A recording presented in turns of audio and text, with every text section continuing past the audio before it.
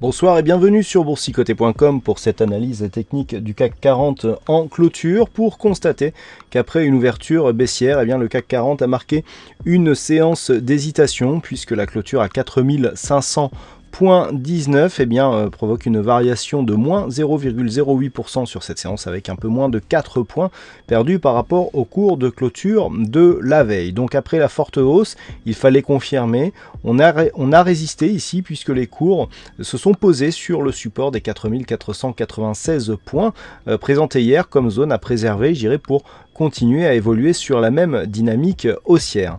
Du point de vue des indicateurs, nous avons ici une configuration qui reste sensiblement identique avec un RSI qui remonte tout doucement, le stochastique donc qui évolue d'une manière horizontale à l'intérieur de sa zone de surachat, qui donne donc une dynamique plutôt haussière, accompagné du MACD ici dont les histogrammes remontent tout doucement. Du point de vue des volumes, c'est toujours le manque de volume qui transparaît le plus et qui choque le plus par rapport à cette dynamique, puisque nous avons ici une rupture de certaines zones significatives horizontales qui ne sont pas accompagnées de volume. Donc attention ici, les montées, les hausses qui se font comme ça sur des phases en absence de volume sont souvent fragiles et peuvent se retourner d'une manière assez rapide. Du point de vue de la volatilité, c'est toujours relativement faible, et donc on évolue depuis maintenant quelques semaines dans des phases assez peu volatiles. Donc tout cela pour dire quoi que nous sommes ici sur une hausse qui, d'un point de vue chartiste, encore une fois, ne fait pas de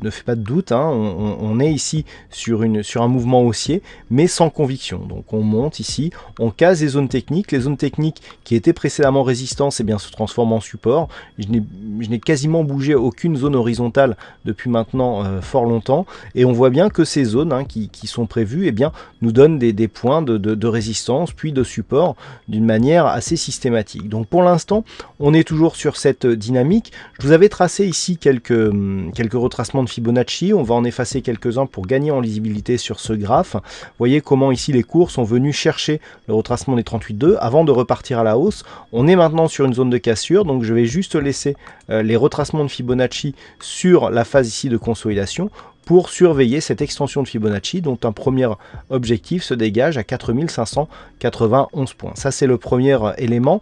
Et puis nous avons des figures chartistes aussi qui sont un peu plus visibles sur l'intraday qu'il faudra surveiller. Mais avant d'aller plus loin, je vous propose de passer en vue hebdomadaire car nous sommes vendredi et donc il convient de faire un point sur l'analyse moyen terme. Pour constater quoi?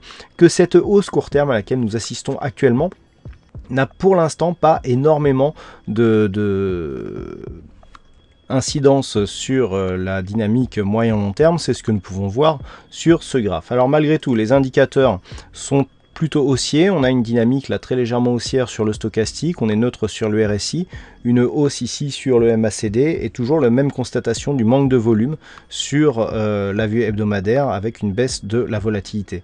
Donc ce que l'on peut dire d'un point de vue hebdomadaire, c'est qu'on a une dynamique qui est en train de se neutraliser. Malgré tout, on attend toujours un contact ici avec la bolle supérieure hebdo qui pourrait intervenir si les cours remontaient ici jusqu'à 4600 points. On le voit sur cette phase, la remontée est tout à fait possible. On a passé ici la moyenne mobile 20 exponentielle.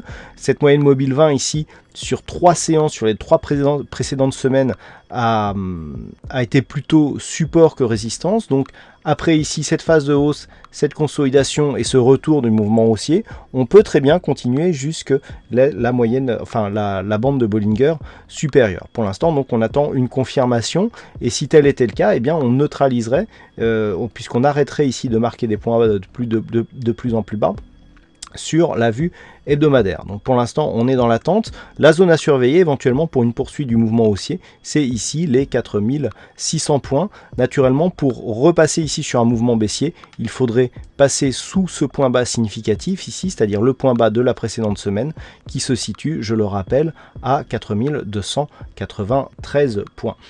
Revenons à la vue journalière, donc pour essayer de voir un petit peu quels sont les points à surveiller pour lundi prochain. Donc toujours ici, essayer de valider cette zone des 4496 points comme zone de support. On n'est pas ici dans une configuration surachetée, hein, je le rappelle, on a un stochastique ici qui entre à peine dans sa zone de surachat. Vous voyez que sur la phase de précédente, on y était resté pas mal de temps, hein, dans cette zone de surachat, donc on peut continuer, il n'y avait pas de configuration surachetée sur cette phase, donc là ça peut durer.